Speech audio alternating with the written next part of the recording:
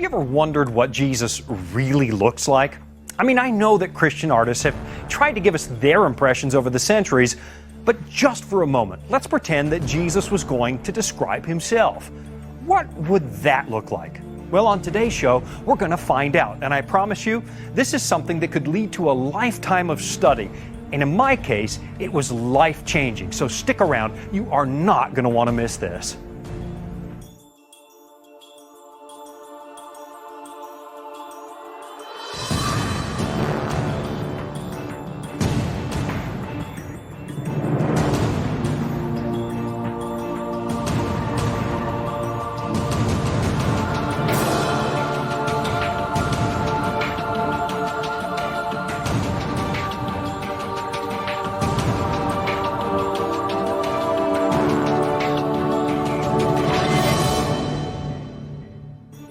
The Shroud of Turin, this old burial cloth with a man's image somehow etched into it, has been stirring controversy since it first showed up back in the 14th century.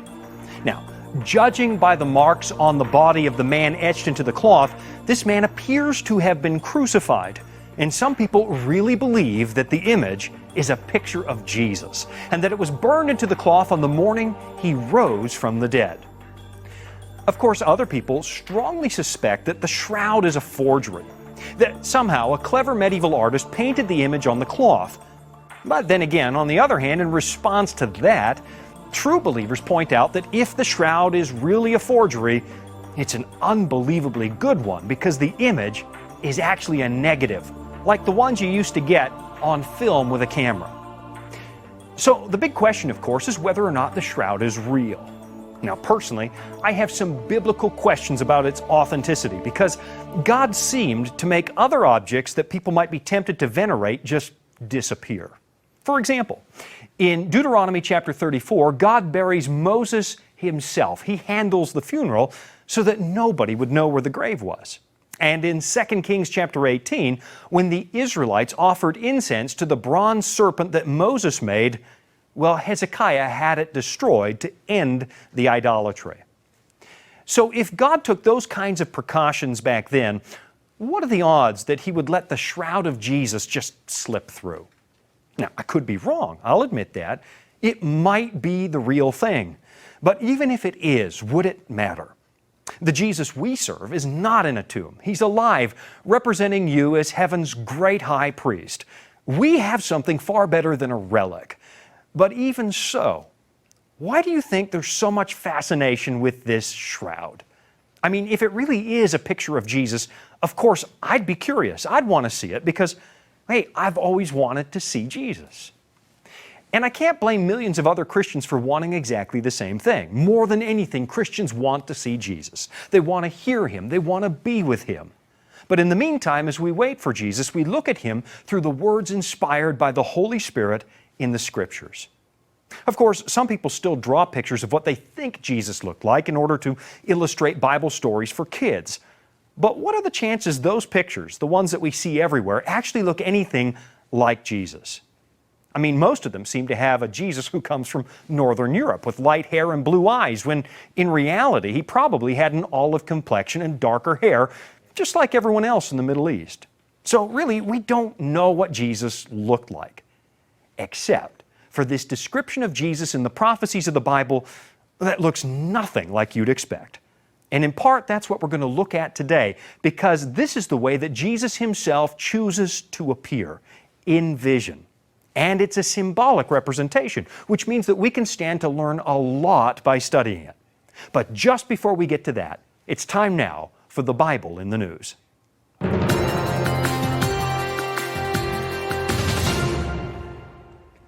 Last week, a resident of Wood County, Texas, filed a lawsuit because his county commissioners always start their meetings with prayer, and because they've got the motto, "In God We Trust," posted in the courthouse. Now, this is not the first time that someone has launched a First Amendment legal challenge against a government institution. But what makes this story a little unusual is the fact that the complainant has never actually set foot in that courtroom. He's never actually heard them pray, and he's never actually seen that national motto on the wall. But nevertheless, Mr. Charles Scott read about this stuff in the local paper, and that was enough to stir him to action. He feels his rights as an unbeliever are being violated. And of course, he's completely entitled to ask questions about the appropriate relationship between church and state. We are, after all, a nation that was designed with a protective wall between those two very different spheres of influence. And in his defense, I'd be the first to say that we have to be careful about keeping that wall in place, because it's that wall that actually gives us all the freedom to worship according to the dictates of our conscience. That wall protects me as much as it protects him. But at the same time, on a personal note, I can't help but wonder why, in recent years, there's been such deep resentment towards any display of religious belief posted anywhere in the public arena. Maybe you remember the battle that broke out last year over nativity scenes in the city of Santa Monica, where atheist groups jammed the system with requests for display space. Not because they really wanted to put up a holiday scene, but just because they wanted to stop Christians and take away their spots. It was a mean-spirited move, and it makes me wonder why there's so much open hostility towards Christians. I mean, you don't get that angry when someone believes in flying saucers or the Easter Bunny. So why the resentment towards Christians? Of course, it might have something to do with the way some Christians have minimized the importance of that wall between church and state. The way that some of us are pushing a political agenda, trying to seize the reins of power so we can legislate morality. But I'm not convinced that's the whole issue. Could it be that somewhere deep down, some skeptics still suspect that the gospel is true, and that's what makes them uncomfortable? Of course, in a courtroom, everybody needs to feel that they're going to get a fair hearing and that we're all in that courtroom on equal standing. It ought to be a neutral place if we can at all help it. Christians need to remember that even though we are in the majority, we cannot afford a return to the situation we had in Europe during the Middle Ages. That marriage of church and state was one of the reasons that people had to come here in the first place.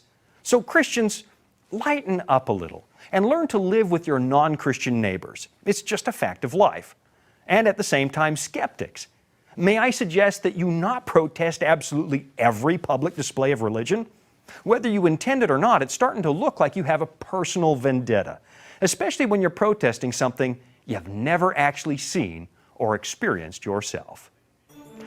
Now, today we're going to look at Daniel chapter 10, a chapter that doesn't always get much attention because it doesn't have a long time prophecy like chapters 2, 7, or 8, but it does have some really astonishing material that pulls back the curtains of the universe to show us what's going on behind the scenes. This is going to be better than a hot cup of cocoa on a really cold Canadian night. I'll be right back.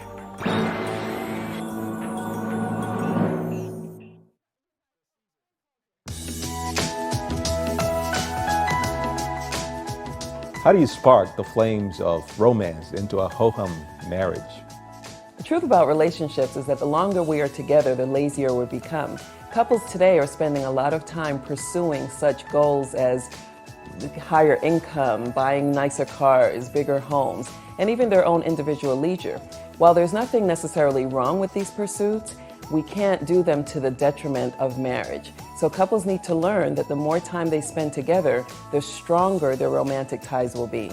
So they need to be intentional about doing special things with each other.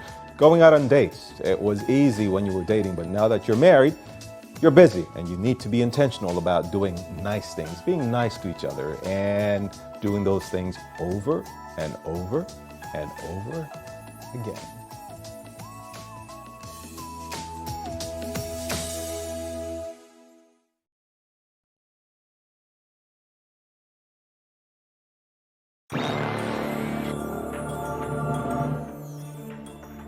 My guest today is someone you've already met on the program a couple of times, but it's the first time that I've had a chance to sit down with Bible scholar, speaker, and podcast personality Chris Holland. He's passionate about community outreach, he's passionate about church history, he loves teaching the Bible, and most importantly, he absolutely loves Jesus. And today he's driven down from Hagerstown, Maryland to be with us on Disclosure. Chris, welcome back to the program. I'm just so glad you're here. Thank you. I'm glad to be here. How was the traffic on the way down from Hagerstown? It's always pleasant in Washington, D.C. Except that there's that new toll highway, so you actually had to pay a little something to get here tonight, right? Yes, so it makes it very valuable. I crossed that on my way to work in the morning, that toll highway, and and they change the prices with traffic during the day. There's a sign there, and I am just Dutch enough that I will take the little country roads for miles to avoid the 75-cent toll for the little mileage that I have to go. Well, it's an amazing thing. I came from Chicago, and they charge us to drive on really any road in Chicago, and so it's not a new thing for me here. So that's just no big deal. It's one toll highway. No That's big right. deal to you. That's right. Well, I'm really glad you're here. You've been on a few times, and as a matter of fact, I think one of the times that you were on the program, you were talking about Daniel 9, which is the chapter that comes just before the one we're looking at tonight, Daniel chapter 10. So maybe one of the best places for us to start tonight, Chris, is with a little bit of background. If we're going to sit down and read Daniel 10 for the first time, what kinds of things should we know about what's just happened in the book and what causes this scene in Daniel chapter 10? Which, it's an amazing thing, Sean. We look at Daniel 10 in the context. In Daniel chapter 8, Daniel receives the vision of the ram and the goat, and then he receives this vision of the 2,300 days, which I know you have covered, and he's left sick, wondering. All right, he What doesn't does this mean? understand. He doesn't understand. Everything's explained except that one thing about the That 2,300 one days. thing. And then he prays for understanding. Now, we just turn the page and we go to Daniel chapter 9, and we have the answer. Yeah. For Daniel, it was a 13-year wait. And in Daniel 9, he receives a vision while he's wondering specifically about how long his people are going to be captive in Babylon. What God opens up to him is not only the answer to how long they will be captive in Babylon, but the reality of how long we as a people will be captive in this earth, and gives us a peek into the great judgment. There's a couple of layers in that Daniel 9 prophecy. And I guess this Absolutely. is review, and you can go back to the archives and look up that show on Daniel 9 with Chris and with Gary. I think it was Gary with you on the program that night. But there's a couple of layers there. Daniel is studying because Jeremiah wrote that Israel will be in captivity for 70 years. And he's looking at the calendar on the wall saying, we must be getting close. When are we going home? When is this going to take place? And as God gives him that answer, he gives us an answer. When are we on our way home? Doesn't give a date for the second coming of Christ, but Absolutely sets the not. table for understanding when the time of the end would begin, when we start moving into the last phase. That is correct. And in addition to that, the timing of this chapter is when Nehemiah is in Jerusalem, and Nehemiah's having all kinds of problems, bringing the temple back together, building the wall. And here we find Daniel once again praying, saying, almost kind of, Lord, you've promised, and what's happening here? We've got problems with Sanballat. We've got problems. There's all kinds of opposition to rebuilding the temple. So even though it's kind of underway, it's not going well. That's right. It's not going well at all. And so that is the context we find Daniel praying in chapter 10, and then he receives this amazing visit and vision that gives him some promise for the future. Well, then we should probably dig right into it. That's great background. He's really wrestling with when, Lord. When. So it's really a relevant question for Christians today because we're all waiting for something too. Our deliverance, our deliverance from this spiritual Babylon. We want to go home, and we're waiting. So this really is promising to speak to people who are waiting on God. Yes, and as we read this, we will see that while it's an answer directly to Daniel, God is definitely speaking to the generation today who, as you look at the news all around, you wonder, when is anything going to get better? Right. When is anything going to get better? And here we're going to find some answers. Well, that's fantastic. Well, let's dig into it. Daniel 10, verse 1. Let me read a couple of the verses and we'll just start moving into it. In the 3rd year of Cyrus, king of Persia, a message was revealed to Daniel whose name was called Belteshazzar. I get a kick out of the way that both names are mentioned all the way through the book of Daniel. The message was true, but the appointed time was long, and he understood the message and had understanding of the vision. In those days, I, Daniel, was mourning 3 full weeks. I ate no pleasant food, no meat or wine came into my mouth, nor did I anoint myself at all till the whole 3 weeks were finished. So he's clearly after something. He's looking for answers. Yes, he's looking for answers. He's fasting in a way. He's clearly wanting to know something from God. And then in verse 4, something happens. Well, take me in it, verse 4, 5, and 6, because I think we really want to spend some time unpacking that. Take me into those. Verse 4 begins, Now on the 24th day of the 1st month, as I was by the side of the great river, that is, the Tigris, I lifted my eyes and looked, and behold, a certain man clothed in linen, whose waist was girded with the gold of Uphaz. His body was like beryl, his face like the appearance of lightning, his eyes like torches of fire, his arms and feet like burnished bronze in color, and the sound of his words like the voice of a multitude. Well, and that's quite a vision. I have never actually seen somebody who looks like that. So obviously we're meant to dig a little deeper than first appearances here. Never seen somebody with fire coming out of their eyes or lightning coming out of their face. This is clearly symbolic language. Who is this that Daniel sees? We can get some hints. Now, Daniel wouldn't have had the hints that God has given us today. We go to the book of Revelation, which is the companion volume to Daniel, Right. and we see a being that is remarkably similar in verses 12 to 16 of Revelation chapter 1. So it probably, to help really set the foundation, wouldn't hurt us to take a look at that. I think it would be good right. for us to go to Revelation chapter 1. Revelation chapter 1. Now, it's interesting. Daniel's in captivity. John is in captivity. There's some real parallels here. Absolutely. Okay. In verses 12 through 16, we have this description. Then I turned to see the voice that spoke with me. This is John speaking. And having turned, I saw 7 golden lampstands. And in the midst of the 7 lampstands, one like the Son of Man. So we have Jesus pictured here. And how is he seen? There's no question now who we're talking about, especially in the context of the whole chapter. Absolutely. Clothed with a garment down to his feet and girded about the chest with a golden band. His head and hair were like wool and as white as snow, and his eyes were like a flame of fire. His feet like fine brass, as if refined in a furnace, and his voice as the sound of many waters. And so we have all these similarities, these parallels that tell us that Daniel is having an encounter in Daniel chapter 10 with Jesus himself. That's fascinating to me because often, Christians sometimes, God bless us for doing it, hand out a lot of New Testaments. But sometimes when you just hand out the New Testament, you don't see how often Jesus actually shows up in the Old Testament. This is the same being. I mean, the description is the same.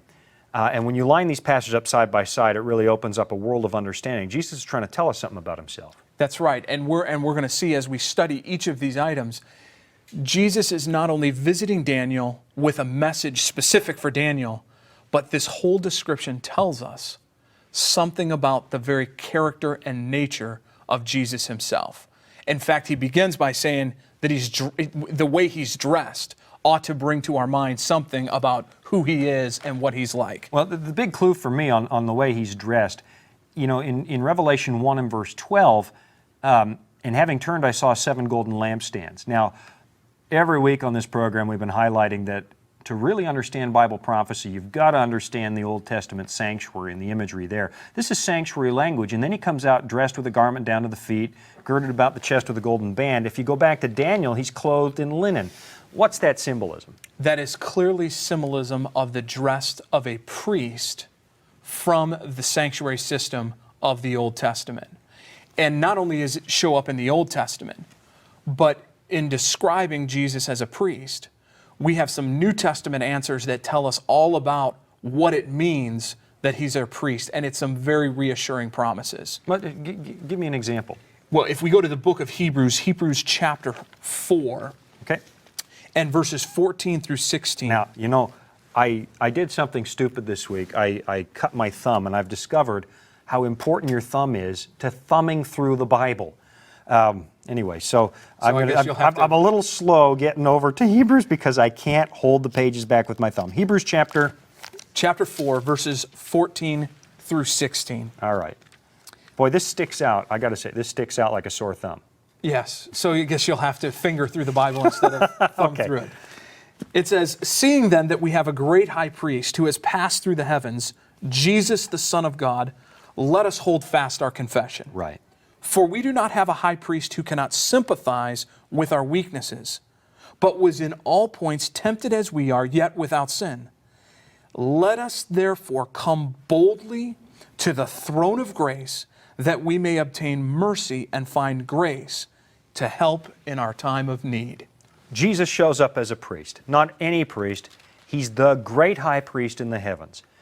I mean, there were earthly sanctuaries, and we've studied this before on Disclosure a number of times. Every one of them was a type, a foreshadow, a pattern of an actual sanctuary. The book of Hebrews says the one that God built in heaven So we actually have a high priest in heaven. What does this tell us about who Jesus is and what our relationship is to him? If he's dressed as a high priest, what's he trying to tell me?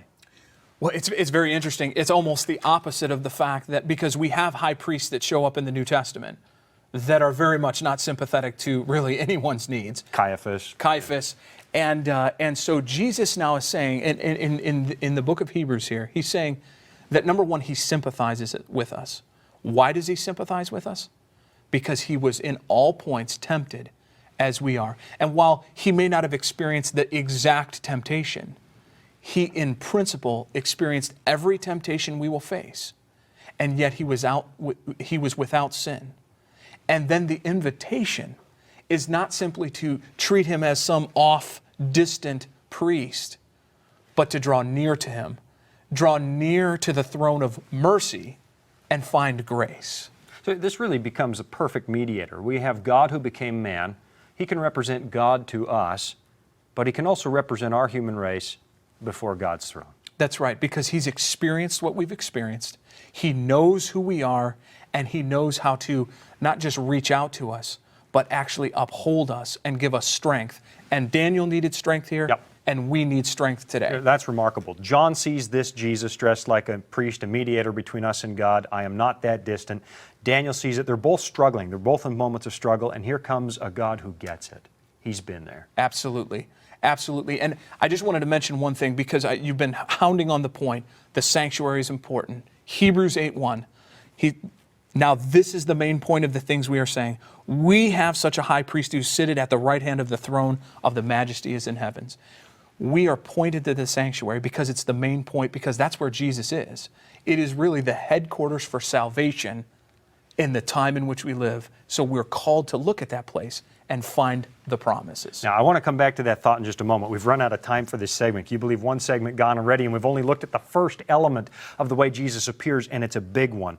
We're going to come right back to it in just a moment. And in just a little bit, you're going to get your chance to jump into our discussion. Here's how you join us tonight. You can call us, or you can go find us on the internet. HopeTV.org/disclosure will get you to the contacts you need, help you find us on YouTube. It'll help you find us on Facebook. Look for Disclosure Live on Facebook. Call us at 888-730-HOPE. Text me, 707-200-1099. We'll be right back with the way Jesus describes himself.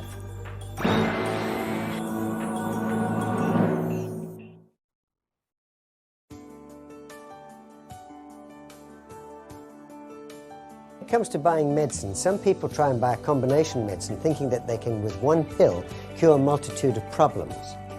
You know, you're going to pay a lot more if you buy combination medications than if you actually buy the pill that you need. So for instance, if you need a pain reliever, you've got a headache or you're going to take something for a headache, you don't need a multiple combination medication. An aspirin or Tylenol, something like that is going to be just fine.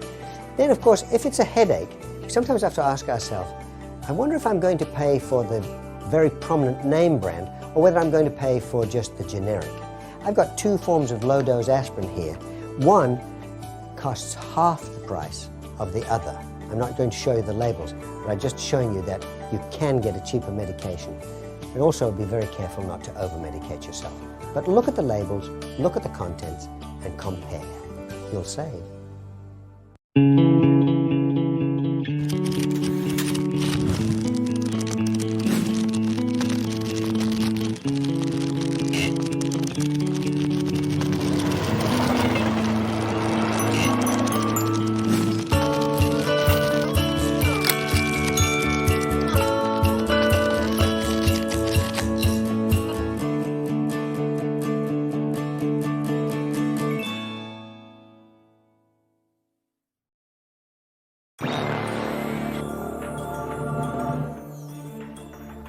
And we're back with one of the fastest paced prophecy studies you're ever going to find anywhere. We're looking at Daniel chapter 10. I'm with Pastor Chris Holland. In a little bit, you're going to get a chance to jump into the discussion. You can call us at 888-730-HOPE. That's 4673. Or if you're living somewhere outside of North America, my apologies, I don't have a toll-free number for you, but you can still call 707-200-1099 or send a text message, which is really cheap, to 707-200-1099. It'll bounce into my iPad and we'll see if we can handle it. And if it's really tough, I won't handle it. Pastor Holland will. Listen, Pastor Holland, just before the break, we were talking about Jesus as the high priest, clothed in linen. He shows up. He's the mediator, the perfect mediator. He's been here. He gets it. He understands. Both Daniel and John, when they saw this vision, had been suffering. They'd been in captivity. But they'd both also seen something really important. I think Daniel had seen Jerusalem sacked and the temple destroyed, the first temple. That's right. The Revelation's written in the 90s AD. The temple was sacked in 70, so it's been sacked again. And to both of these prophets in exile, both of them are prophets in exile, both of them had seen one of the temples destroyed. Jesus appears as a high priest, which is directing our attention somewhere very important. It is directing our eyes to heaven, because the true temple, the real temple, is in heaven. The temple that God has made, the sanctuary, is in heaven. It points our eyes there, and when we go there, it is fascinating as we see the symbols open up to us, a whole realm of understanding.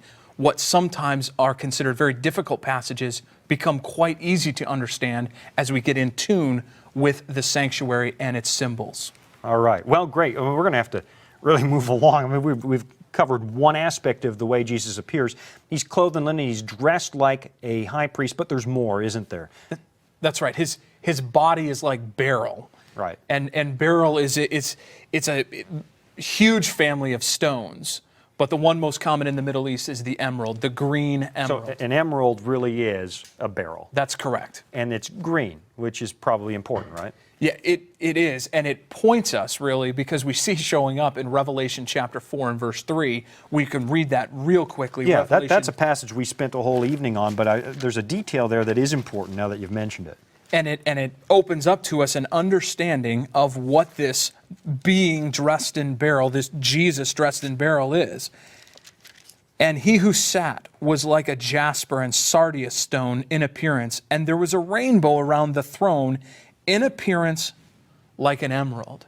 So there's that emerald. The beryl is an emerald. It's green. Here's a green rainbow around. Now, rainbows aren't usually green. Rainbows aren't usually green. There's some green, but my kids could tell you there's more than green. This rainbow's entirely green. This rainbow is green, but it points us to that rainbow, and now all of a sudden it unlocks for us an understanding of Jesus' character and who he is, because that takes us all the way back to the first book of the Bible, Genesis 9, where God places a rainbow as a promise or a covenant, and the promise is all about how he wants to be our God and he wants us to be his people.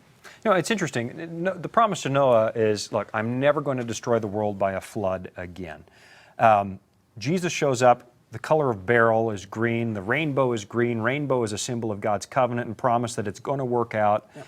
And both of John and Daniel have been through traumatic experiences, and God is holding out his rainbow. He's holding green, also a color of hope. You know, it's used universally as a color of hope. God's saying, you can count on me, isn't he? That's right. And it's very interesting when you think about the promises of Jesus and the promise of his covenant and that promise of hope. Many times as Christians, most of us have memorized John 3:16. And I really wish that most of us would memorize the verse just following that as well, because Jesus there says, he has not come to the world to condemn the world. Right. But he's come that the world might be saved through him. So the mission of Jesus, the promise of Jesus is, I've not come to condemn. I've come to save. And you were saying this earlier, sometimes as Christians, we come across as more condemning than saving. And Jesus arrives on the scene, and this description is speaking loud and clear. I'm here to save, not to condemn. Powerful, powerful. Both John and Daniel are struggling. When is the promise going to come to pass? Here comes the green, the color of hope, and it brings up that rainbow around God's throne, the green rainbow, the emerald rainbow. I am a God of promise, and my promises will stick. That's correct. Powerful. Well, there's more. Boy, we always struggle to get through the material on disclosure, but in particular tonight, boy, there's so much here. We could probably spend an hour on each one of these aspects, but let's keep going. Body is like beryl, it's green, but there's more. Then it says his face is like lightning. And, and again, as children, we grow up being very fearful of lightning.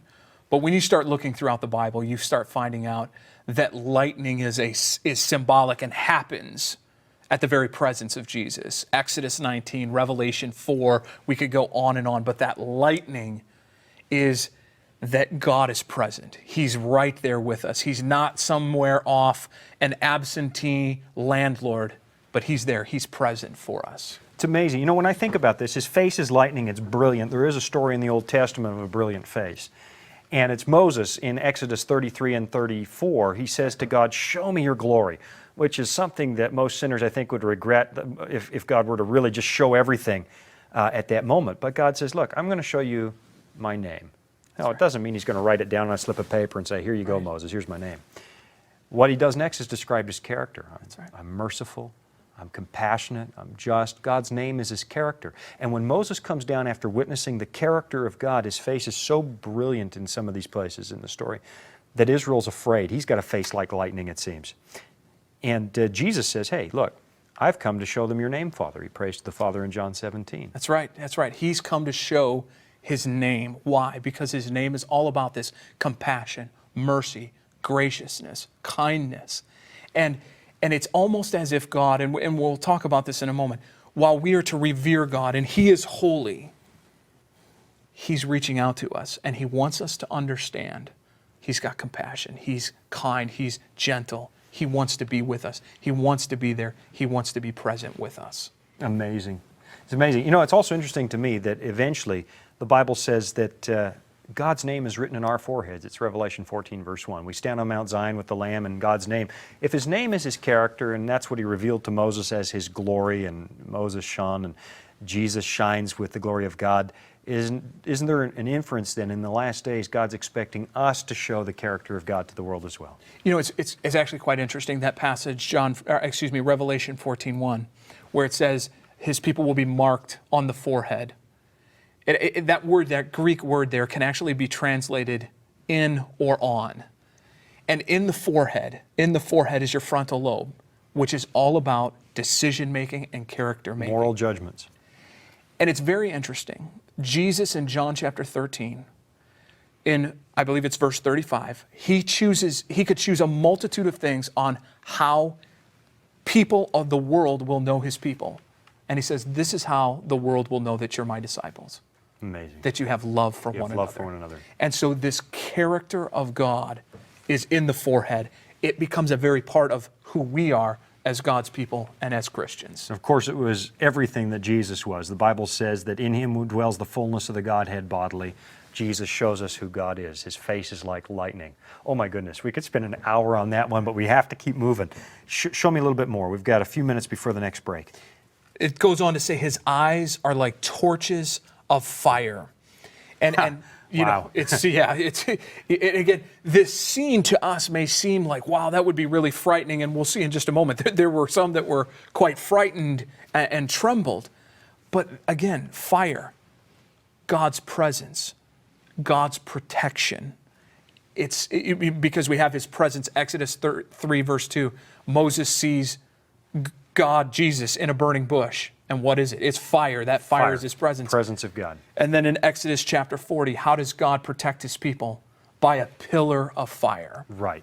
It's presence of God. It is the presence of God. It is the protection of God. And so but then it's talking not just about His presence and protection, but it's talking about His eyes. And His eyes, I think, we were talking, His eyes tell us a little something that's kind of interesting. Well, yeah, you know, the Bible says is in 2 Chronicles 16:9, the eyes of the Lord run to and fro through the earth. Eyes are a symbol of what you see. They're also a symbol of knowledge.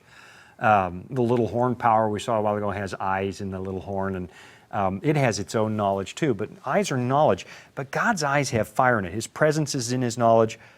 But it also means that He kind of illuminates what He sees. He doesn't just see it. He casts light on what He sees. That's right. And it's so interesting that He casts light on what He sees, yet He still loves us. Romans chapter 5 says that while we were yet sinners, Christ died for us. He illuminates and exposes everything about us, yet He chooses still to love us. That's remarkable, because I know, it's not easy to open the Bible and get a picture of who you really are, because we sit there and think, oh my goodness, not much hope for me. God knows all that and more. He sees things that you haven't even noticed yet, and yet He loves you. And it's amazing. The Bible is full of characters, full of real people that have all kind of character flaws. The Bible doesn't attempt to hide it, but God's very presence, his eyes, expose it. And we'll see in just a moment, it gives us hope, though. He doesn't leave us exposed and naked for the world to see, but he gives us hope. Oh my goodness. Wow, this stuff is powerful. He has eyes like torches of fire. We're going to get to his arms and feet and his voice in just a moment, but in his time, can you believe it? We're through 2 segments. We're going to have to take another little short break. Now, don't forget to start sending us your questions. You can call us, 888-730-HOPE. You can text me at 707 200 1099. We're in Daniel chapter 10, looking at the way Jesus presents himself. It's a powerful picture. We're going to be back in just a moment to continue our study. I'm with Pastor Chris Holland. I'll be right back.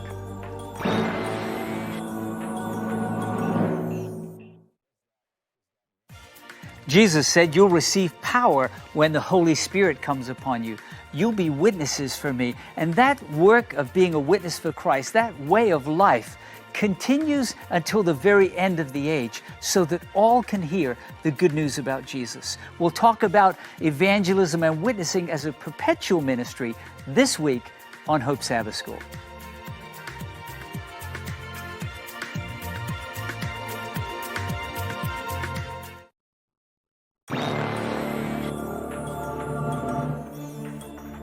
And we're back, and we have got Nick on the line. We're studying Daniel chapter 10, and we're talking about the way Jesus presents himself after his resurrection and ascension in Revelation chapter 1, and the way he chose to present himself before his incarnation to Daniel in Daniel chapter 10, and the lessons that we can learn from that. But we've got Nick on the phone with a question for Pastor Holland tonight. Nick, how are you doing? Good. Good. Nick, has it been raining down where you're calling from Florida? Yes. Yeah, it's been raining a little bit down there, hasn't it? Actually, it's been raining a lot. Yeah, I'd heard that. Hey, what's your question for Pastor Holland tonight?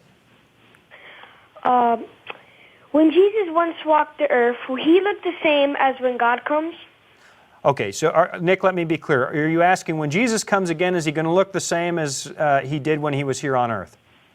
Yes. Oh, well, there's an interesting question. And it has to do with what we're talking about a little bit. Pastor Holland, what do you think? When Jesus comes again, is he going to look like he did when he went back to heaven 2,000 years ago? It's very interesting. We can assume that there are going to be some things the same, because after Jesus was resurrected, after Jesus had ascended, he appears to the disciples. He has marks in his hands. Right. He has a wound in his side. We have an Old Testament prophecy in the Minor Prophets, I believe, Zechariah, where a child asks him, "What are the marks in your hand?" And so Jesus is bearing the marks of his human existence. And so we think we have pretty good indication that Jesus will look very similar to how he looked. You know what I would do, Nick? I tend to agree with that answer a lot, but I think the real clincher would be when Jesus comes back, grab one of the disciples and ask him, does he look the same now? Because they're the only ones who would actually know beyond the shadow of a doubt. That's right. We don't have any pictures. We don't have any videos. And so and some of us, as you did in your opening, we're going to be vastly surprised when he doesn't come with wavy blonde hair and blue eyes, probably. So, all right. Well, we've looked at the torches of fire in his eyes. We've got a couple more elements that we need to look at. His arms and feet. This is in Daniel 10, verse 6. His arms and feet like burnished bronze in color. Actually, over in the book of Revelation chapter 1, it talks about brass that's been refined in the fire. What's this telling us? His hands and feet are like polished bronze or brass, or like brass that's been in the fire, depending on which version you're looking at. What do we learn? Well, it's very interesting. The reference to hands and feet is it would be too coincidental that the mention of hands and feet happened, because that is where Jesus is pierced, in his hands and his feet. He's crucified by his hands and his feet. So I don't think that's accidental. Then, interestingly enough, we have a metal that's an alloy. Brass or bronze are two metals that come together. It could be alluding to the fact of Jesus's nature, fully God, fully human. Two natures blended together. Don't know how exactly it works, but somehow, some way it came together. Well, that would make sense in the fact that he starts out presenting himself as the mediator and the high priest. We have such a high priest who cannot, who is touched by the feeling of our infirmities, who understands. That's because he has those two natures, fully human, fully God. He stands in that gap between us and God. He's the perfect representative for the human race. He's the perfect representative for God. And While I don't think there's probably enough to build a giant case on it, I tend to agree that the fact that it's an alloy says something. And maybe it's referring to that dual nature, and it would be powerful if it were. I think that's beautiful. But it's more than that, isn't it? I mean, why the hands and feet? Why is it directing our attention there? What do we learn about those symbolically in prophecy? Well, it's very interesting. The feet are symbolic of ownership or possession.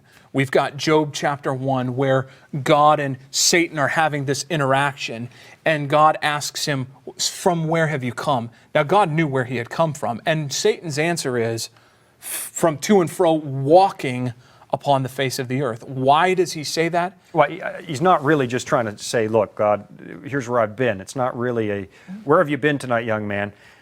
He's making a statement, isn't he? That's right. Yeah, he's not giving a pictorial vacation tour to God. God knows, but he's making a statement. I've come from the place where my feet have tread, which, by the way, means it's under my power and my ownership. Because we have Old Testament references. God tells Abraham, wherever you walk, this is the land take a that walk, I will give you will own it. It's interesting. Well, ancient soldiers, they depict it in the movies, but we never stopped to think about why do they put their foot on the throat of their enemy when they're about to slay them? I own you. That's right. I own you. It's that sense of ownership. And it's very interesting, and again, not coincidental, that when Jesus comes again, the Bible says his feet never touch the earth. In 1 Thessalonians 4, we're caught up into the air to meet Jesus. That's right. Why is that? Well, because Jesus has not yet taken full ownership of the earth, because, as you've studied previously, you have 1,000 years, a millennium, where Satan and his angels are held captive on this very planet. Right. And meanwhile, the books of judgment are open in heaven, Revelation chapter 20. That's correct. It's like we get a chance to review everything before, in Zechariah 14, Jesus' feet actually touch the planet. That's right. And then he takes full ownership.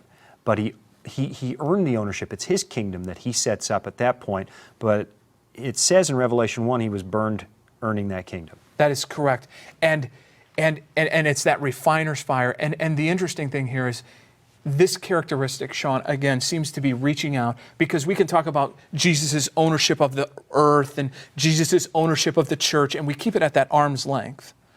But Jesus seems to be speaking more personally here, that he wants to have ownership, and he wants to have ownership of us, our heart, so he might draw near to us, even as we have been exposed fully by his eyes.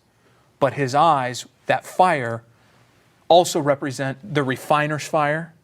And then, as we saw in Acts chapter 2, the tongues of fire, the Holy Spirit. Right. It's again this presence. It's an amazing thing that we're seeing here, that Jesus is laying out this characteristic as a promise to Daniel. We've got a couple of minutes left to hit the last point here. Man, we could have an hour on every one of these. The sound of his words like the voice of a multitude. In Revelation 1, it said like the voice of many waters. And of course, it's virtually saying the same thing, isn't it? Yes, absolutely. Because as we know in Revelation, waters represent multitudes, peoples, tongues, languages.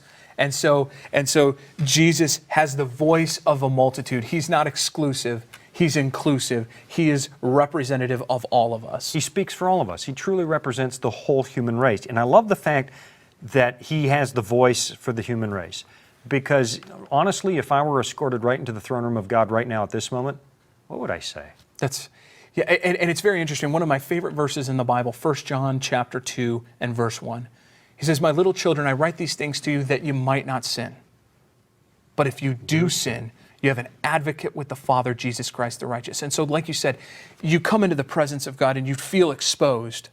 But Jesus actually invites you to come, because he represents as mediator and advocate. He'll do the speaking. That's right. He'll do the speaking, which is great news. Even in prayer sometimes I don't know what to say, but it says that the Spirit intercedes for us with groanings that can't be uttered. That's correct. Jesus speaks for us. I can't believe we've gone through another segment. We're going to be right back with some more questions on Daniel chapter 10. We'll take your calls live. If you'd like to call in and talk about this appearance of Jesus, we're going to take a look at some of the behind-the-scenes things that happen in Daniel chapter 10 that are absolutely mind-blowing, and it's a lot to accomplish in one segment, so you're going to want to buckle your seatbelts and not go anywhere. We're going to be right back. I'm with Pastor Chris Holland. Our subject is Jesus as he appears in Daniel chapter 10. I will be right back.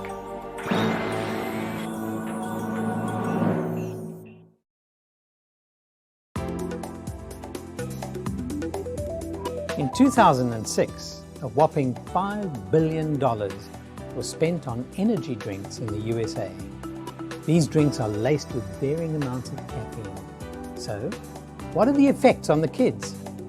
Well, in the emergency room, physicians and pediatricians are seeing more and more cases of caffeine toxicity. Caffeine causes an increase in urine production and can result in dehydration. The individual then feels dizzy and lightheaded because of low blood pressure.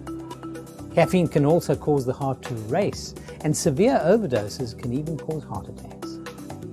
The kids are affected too by all the extra calories contributing to the growing obesity problem. Take note of what your kids are drinking. Emphasize pure water and pure fruit juice. Watch the calories, however. This will bring health and help them to break the enslaving habit.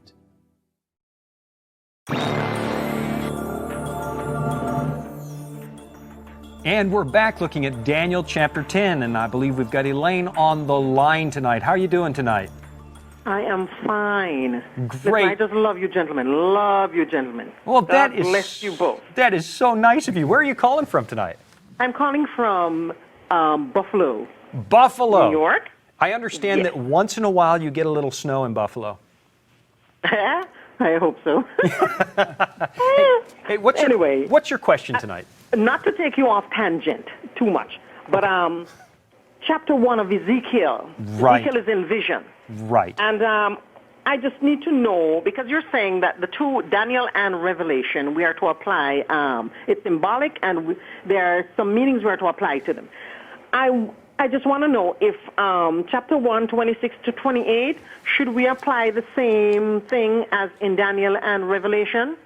Oh, For these signs, because, you know, it's describing the Son of Man sitting on the throne and sapphire, made of sapphire and all of that stuff. I just want to ask you to explain this one also. Okay. Or do we apply the same thing? Well, we probably, Elaine, can't hit it in huge detail in the minutes that we have left in the program, but I'll touch on that for a moment, and Pastor Holland, you too, but because I think there are definitely similar elements that show up. There is a rainbow there, and he does see a throne lifted up high above these cherubim. So there's cherubim.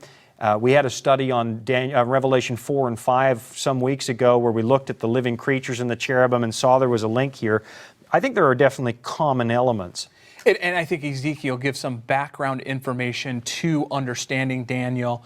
What I would caution is we probably need to be very careful with the book of Ezekiel and making application to way in the future. And the book of Ezekiel is a major study on its own, and the chapter 1's a major study. But you have lightnings, you have the cherubim, as you've mentioned, this rainbow.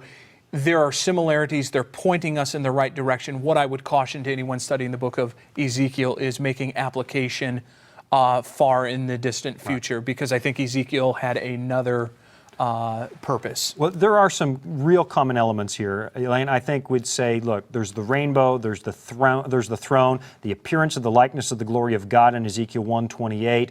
There's sapphire stone, which is not like emerald. It's blue. And that's a color that, well, we're going off on a tangent. It would take a whole show, but typically represents God's moral law. And we have the appearance of fire. And fire. So, I mean, there are definitely some common elements. It should catch our eye, give us some background information. Anytime you go into the presence of God in vision or into the throne room, you're going to find the similar elements. I think it's a fruitful study. Yes. Okay, well, we have minutes left. In Daniel chapter 10, there is at least one, wow, there's a dozen things I want to touch on with you and ask you about. But let's talk about what happens after the vision. Because it gets into a little bit of detail about what it is, the message for Daniel. He's been struggling chapters 8 and 9 to understand, and he's wondering why the delay, and then a mind-boggling thing happens here. We find out what some of the delay is about letting Israel go back to the promised land. That's correct. We find about there's this fight, this war behind the scenes between the Prince of Persia and Gabriel and Michael. Gabriel and Michael are fighting not against one another, but together against the Prince of Persia. And it begins to give some promise and hope to Daniel on why this delay is. And I know, but probably we need to talk about who the Prince of Persia is. Right. And in minutes we can't. I guess here's the background scenario that we probably need to get clear is Cyrus is the one who conquers Babylon. We've studied that. He sacks Babylon, goes under the wall. Now comes the moment, do we send the Jews back home? Are they going to rebuild their city? And Cyrus is the one who really inaugurates that. He gets that underway. But in this vision, Daniel is told, look, there's somebody who doesn't want this to happen. And they're trying to persuade Cyrus not to let Israel go back to the promised land.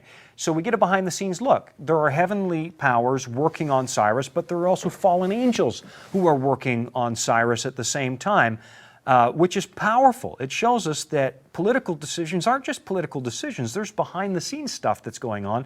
As the world keeps moving towards the second coming of Christ, there's somebody who's trying to stop God's will from being done. That's right. And that's what's happening here. Isaiah prophesies that Cyrus is going to be the one, the anointed one, that will bring God's people back.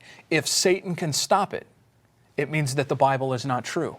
And so there's this wrestling, and what it tells us is that what we see around us is not all that's going on around us.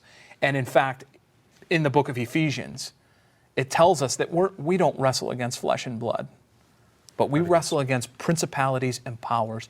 Behind the scenes, there is this great controversy, this great cosmic battle between good and evil, between Christ and Satan, ultimately battling over the souls, battling over the people of this earth. And for Cyrus, there's a battle going on, and the reality is there's a battle going on over each and every one of us. You know, it's interesting because each of the empires that come up, we're back to Daniel 7 thinking now about the beast coming out of the water, the wind is blowing on the water, the winds of warfare and strife, one kingdom after another comes up, but at the end of the story in every one of these prophecies, God establishes His permanent kingdom. That's correct. So stuff happens on earth, and God's message through all these prophecies is His will is going to be done, but He's doing it in such a way that He's trying to bring us all along for the ride and not lose anyone. You know, God is not willing that any should perish, Peter writes, not even one. That's right. So He takes just enough time to make sure we don't get left out. And He's promising to Daniel here. He's making a promise to Daniel while there may be delay. Don't worry, Daniel. I'm in control. Where there is wrestling going on behind the scenes that you're not aware of, so be okay with it. And he's speaking to us personally, because we can keep it at an arm's length. But He's speaking to Chris, He's speaking to Sean, and He's saying, listen, I know that you're desperate. I know that you don't have all the answers. But there's some wrestling going on behind the scenes. Hang on, look to the sanctuary, find answers, find hope, find promise. Because the Bible gives us the end of the story. Jesus wins. Jesus wins. Right. He does prevail. Cyrus does send them home. And the message is he becomes a type. Cyrus lets God's people go back to the old earthly Jerusalem. And he's called God's anointed in the prophecies. That's right. There is a king, another king coming from the east who's going to liberate us, take us out of spiritual Babylon into the new Jerusalem. And God's saying, be patient. I know it seems like it's a long time, but I'm bringing the whole world along for the ride, and you're going to make it. That's right. And each of us can rest assured in that hope that He brings to us. But can you believe it? We have burned through an entire program very nearly. Thank you so much, Pastor Holland, for taking us into Daniel 10. I wish we had about 3 more hours on it. Now, don't you go away, because I got a few more thoughts on Daniel chapter 10, and next week we're going to pick up on some more stuff in the book of Daniel. I'm going to be right back with a few more thoughts on Daniel 10. Don't you go anywhere. We will be right back.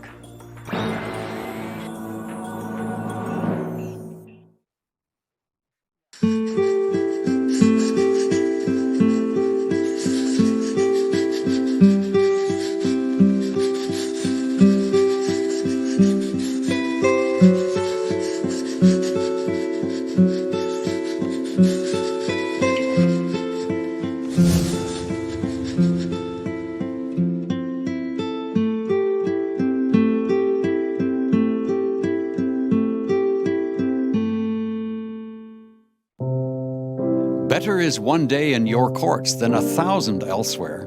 I would rather be a doorkeeper in the house of my God than dwell in the tents of the wicked. For the Lord God is a sun and shield. The Lord bestows favor and honor. No good thing does He withhold from those whose walk is blameless. Lord Almighty, blessed is the one who trusts in You.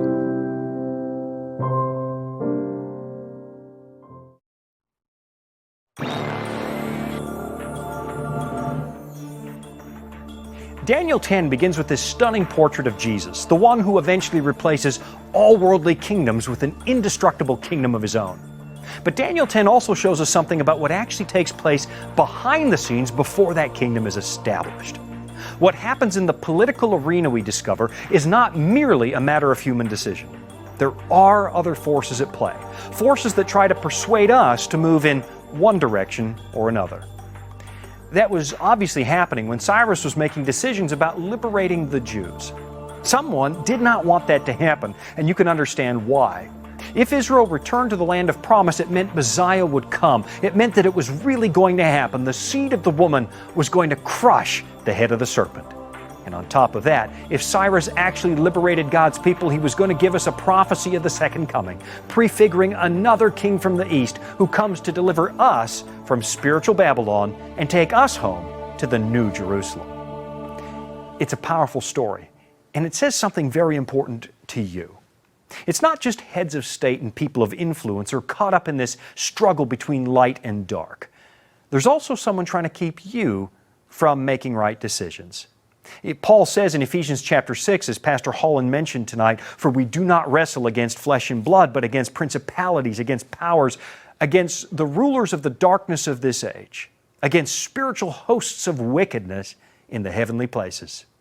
Therefore, take up the whole armor of God, that you may be able to withstand in the evil day, and having done all, to stand." If only we could see it. If only we could see the struggle behind the scenes. If only we could comprehend what a decision for or against God really tells the whole universe. It sends a signal when you cast your lot with God, or if you cast it against Him. Fallen angels have been spreading the message that nobody would ever choose God of their own free will, not if they had a choice. And unfortunately, millions have been listening to them. Millions have these horribly twisted ideas of what God is like, and they help spread the lie that God is arbitrary or that God is not trustworthy. But you know, when you choose Christ, it exposes their rebellion for what it is. It rips the mask off the devil's lies. When you choose Christ, you're making a statement about the character of God that reverberates throughout the entire universe. You're telling everybody that God is everything He's ever claimed to be. Paul says in 1 Corinthians 4:9 that we are a spectacle to the angels and to the world. People are watching, and they're learning something about God through the choices that you make. So right now at this moment, you'll discover there's a behind-the-scenes battle that's being fought in your house, right now, in your home. There are forces trying to get you to decide one way or the other. Forces trying to make you make the right decision or the wrong decision. God will not violate your will, but He's there asking you to choose Jesus Christ. You can be a part of His eternal kingdom. Forces working in your home, and right now at this moment, you've got the deciding vote. I'm Sean Boonstra, and you've been watching Disclosure.